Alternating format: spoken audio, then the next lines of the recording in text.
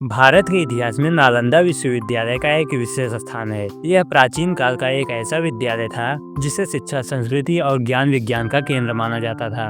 नालंदा न केवल भारत में बल्कि पूरे विश्व में शिक्षा का एक प्रमुख केंद्र रहा है। इसकी स्थापना, महत्व, संरचना, शिक्षा प्रणाली और इसके पतन की कहानी भारत के गौरवशाली अतीत को दर्शाती है।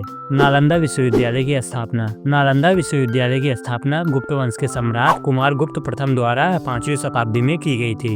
यह विश्वविद्यालय बिहार के नालंदा जिले में स्थित था। इसका नाम नालंदा संस्कृत के दो शब्द नालम धन दा से मिलकर बना है, जिसका अर्थ होता है ज्ञान का दान करना। इस विश्वविद्यालय ने शिक्षा के क्षेत्र में अद्वितीय योगदान दिया है और हजारों वर्षों तक अपनी पहचान बनाए रखी है। नालंदा विश्वविद्यालय में शिक्षा का स्तर अत्यंत उच्च था। यहाँ विभिन्न विषयों की शिक्षा दी जाती थी, जैसे धर्म और दर्शन में बौद्ध धर्म, जैन धर्म, हिंदू धर्म और अन्य धर्मों के दर्शन। विज्ञान और गणित में खगोल शास्त्र, गणित और चिकित्सा विज्ञान। भाषा और साहित्य में संस्कृत, पाली और अन्य भाषाओं का अध्ययन किया जाता था। कला और वास्तुकला में चित्रकला, मूर्तिकला और स्थापत्य। यहाँ के विद्यार्थी केवल भारत के ही नहीं बल्कि चीन, कोरिया, जापान, तिब्बत, श्रीलंका और अन्य देशों से भी आते थे। इस विश्वविद्यालय में एक विशालकाय पुस्तकालय था जिसे धर्मगंज कहा जाता था। विश्व के सबसे बड़े और महत्वपूर्ण पुस्तकालयों में से एक माना जाता था। इसके मुख्य 3 भाग थे: रत्न सागर, रत्नोदधि, रत्नरंजक। यह पुस्तकालय दुर्लभ पांडुलिपियों और ग्रंथों से भरा हुआ था। कहा जाता है कि इस पुस्तकालय में 9 मिलियन से अधिक पांडुलिपियां थीं। नालंदा विश्वविद्यालय का पतन 12वीं शताब्दी में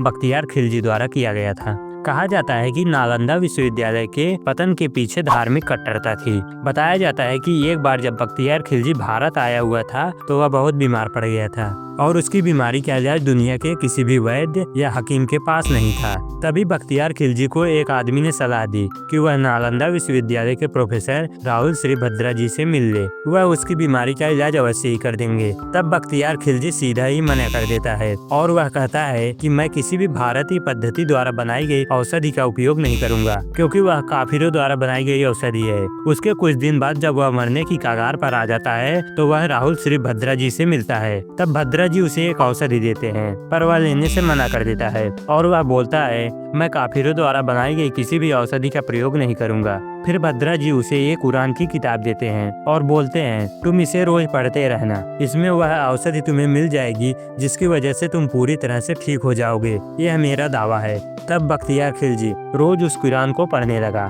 भद्रा जी को यह बात पता थी कि जब भी लोग कुरान पढ़ते हैं तो वह पन्नों को पलटते समय उंगली में थूक लगाते हैं, इसलिए उन्होंने उस औषधि को उस कुरान के पन्नों में लगा दिया था, जिससे वह जब भी पन्ने पलटने के लिए थूक लगाता तो उसके उंगली के माध्यम से थोड़ी थोड़ी औषधि उसके मुंह के माध्यम से अंदर चली जाती थी, जिस वजह से वह धीरे धीरे ठीक हो गया। उसके ठीक होने के कुछ दिनों बाद जब उसे यह बात पता चली कि वह भारतीय पद्धति द्वारा बनाई गई औषधि से ठीक हुआ है तो उसे गुस्सा आया और उसने बोला कि मेरे हकीमों से ज्यादा ज्ञान उन आचार्य और पंडितों में है। अगर ऐसा ही रहा तो हिंदू धर्म इस्लाम धर्म से आगे चला जाएगा। बख्तियार खिलजी इस्लामी धर्म को बढ़ावा देने के लिए नालंदा विश्वविद्यालय पर हमला कर देता है और वह पुस्तकालयों को आग लगा देता है। कहा जाता है कि पुस्तकालय में इतनी पांडुलिपियां थी कि वे कई महीनों तक जलती रहीं। यह घटना भारत के इतिहास के एक काला अध्याय है। पुनरुत्थान और वर्तमान स्थिति।